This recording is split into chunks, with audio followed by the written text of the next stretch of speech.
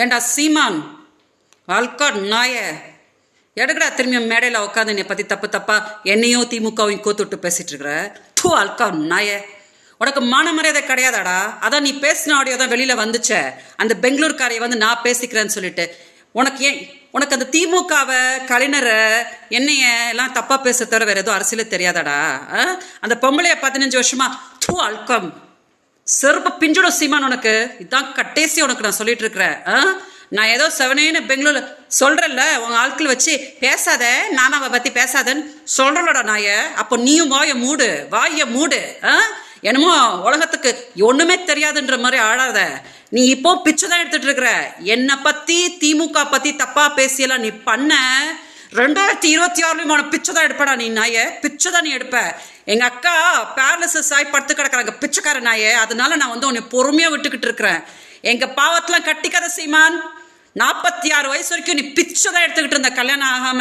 நான் தான் வந்து உனக்கு ஒரு வாழ்க்கையை கொடுத்த மறந்துட்டு இன்னைக்கு வந்து நீ மேடையில இந்த பொம்பளையை கூட்டிட்டு வந்து சொர்வ பிஞ்சிடும்டா தொடப்ப கட்ட நாய. நிப்பாட்டிக்கோ, இதோட நிப்பாட்டிக்கோ. இதோ கடைசி விட நான் சொல்லிட்டு இருக்கிறேன். இதுக்கு மேல நீ எதையா பண்ணுனா நான் கண்டிப்பா சொல்றேன், பெங்களூர்ல இருந்து என்ன நடக்கணுமோ உனக்கு நடந்துரும் சீமான். ரொம்ப அமைதியா உனக்கு வேற ஏதாவது அரசியல் தெரிஞ்சிச்சுன்னா பிச்சைக்கார அதை போய் பண்ணுப்போ.